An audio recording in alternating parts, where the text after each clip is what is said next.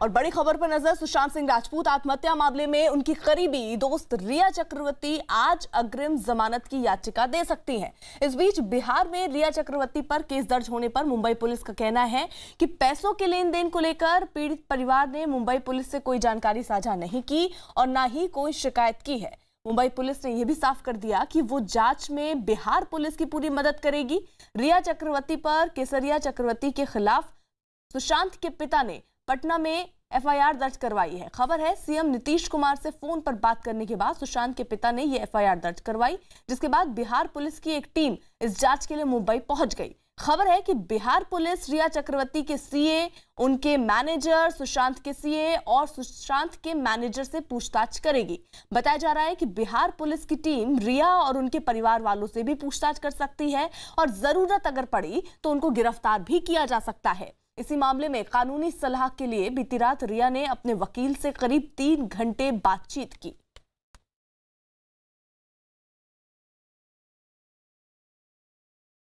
आपकी टीम जो है वो मुंबई पहुंची है, किन किन बातों को लेकर के छानबीन शुरू है? उनके पिता की कंप्लेंट पर एफआईआर दर्ज कर ली गई है और उस एफआईआर में जो महत्वपूर्ण बिंदु हैं उन सब पर छानबीन के लिए, इन्वेस्टिगेशन के लिए आईजी सर के आदेश के अनुरूप टीम गई हुई है, मुंबई पहुंची हुई है और कुछ तथ्यात्मक जो तथ्य हैं उस घटना से संबंधित उनकी छानबीन की जा रही है। क्या रिया चक्रवर्ती के अकाउंट की भी छानबीन की जाएगी?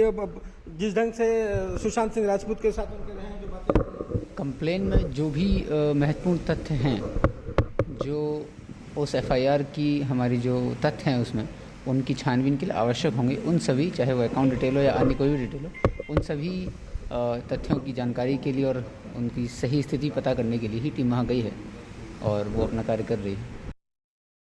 सुशांत सिंह राजपूत की मौत के करीब 1.5 महीने बाद अब उनके परिवार ने इस मामले में बिहार में एफआईआर दर्ज करवाई है।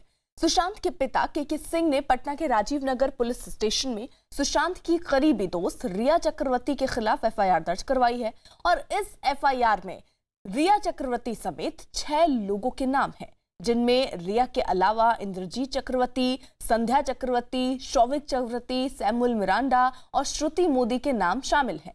सुशांत के पिता ने रिया और उनके घर वालों पर सुशांत को आत्महत्या के लिए उकसाने, धोखाधड़ी और बंधक बनाकर रखने का आरोप लगाया है। सुशांत के पिता का आरोप है कि फिल्म इंडस्ट्री में काम पाने के लिए सोची समझी साजिश के तहत रिया ने सुशांत से दोस्ती की।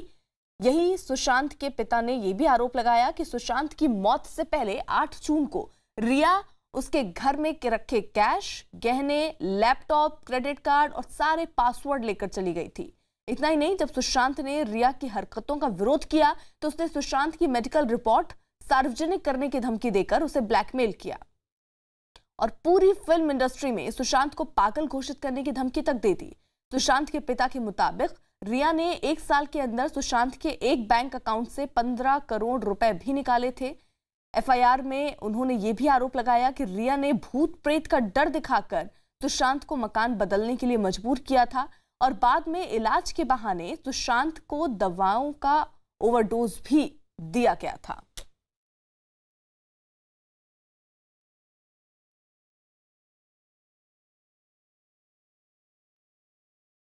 हमारे साथ हमारे 2 सहयोगी इस वक्त जुड़ चुके हैं। आशीष सिंह हमारे साथ क्राइम ब्रांच से जुड़े हुए हैं मुंबई से, वहीं अंधेरी से विवेक गुप्ता रिया के घर के बाहर इस वक्त मौजूद है। विवेक, पूछताछ के बारे में क्या जानकारी मिल रही है? कब तक हो सकती है रिया चक्रवर्ती से पूछताछ?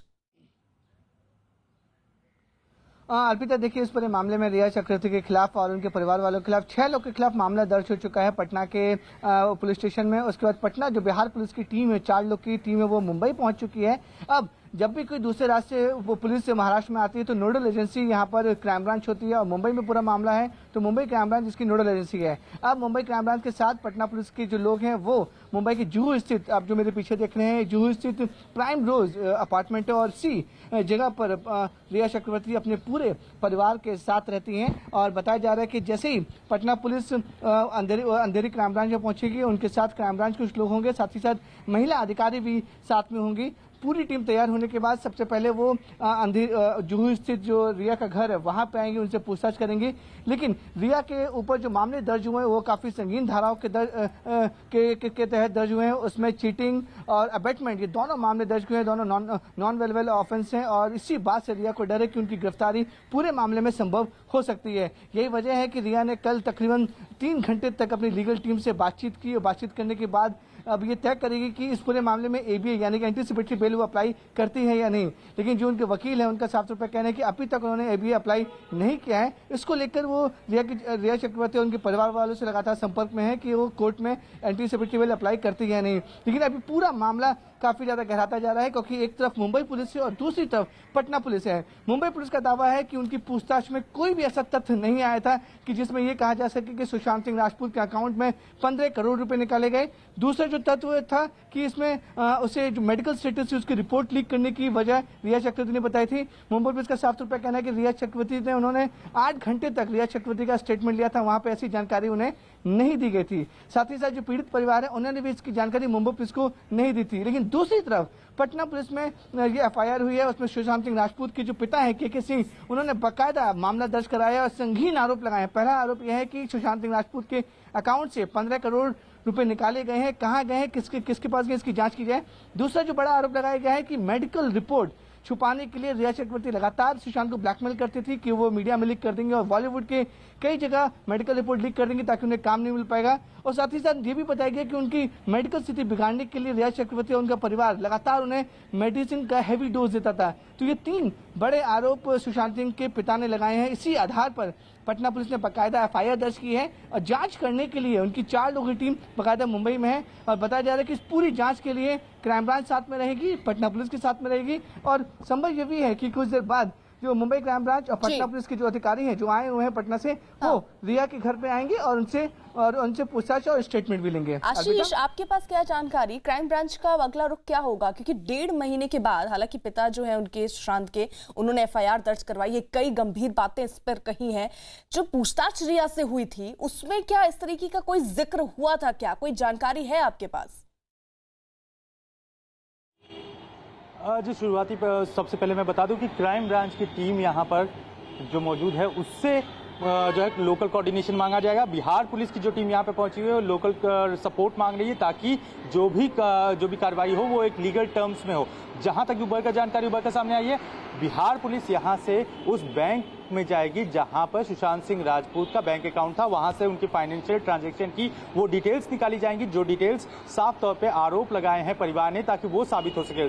उसके अलावा सबसे अहम बात यह है कि इस मामले में जो उनके मैनेजर हैं महेश शेट्टी और साथ ही साथ श्रुति मोदी, जिनका नाम आरोपों की लिस्ट में आया है, उनका भी बयान दर्ज किया गया था। उनके बयानों के आधार पर पुलिस ने साफ तौर पर बताया था कि किसी भी पूरे मामले की जांच में जो बयान हुआ था, चाहे रिया चक्रवर्ती का बयान हुआ था, चाहे श्रुति मोदी का बयान हुआ था, उन दोनों ही बयानों में एक बात आज सामने आई थी कि वो मेंटली डिस्टर्ब थे, लेकिन उन्होंने जो कंपनीज खड़ी की थी वो अपने तौर पर खड़ी की थी, खुद से खड़ी की थी। तो ऐसे में कोई भी जो है पुलिस की जानकारी के मुताबिक बयान में ऐसी कोई भी सस्पिशियस चीज उभर कर सामने नहीं आई थी रिया के और श्रुति मोदी के बयान में।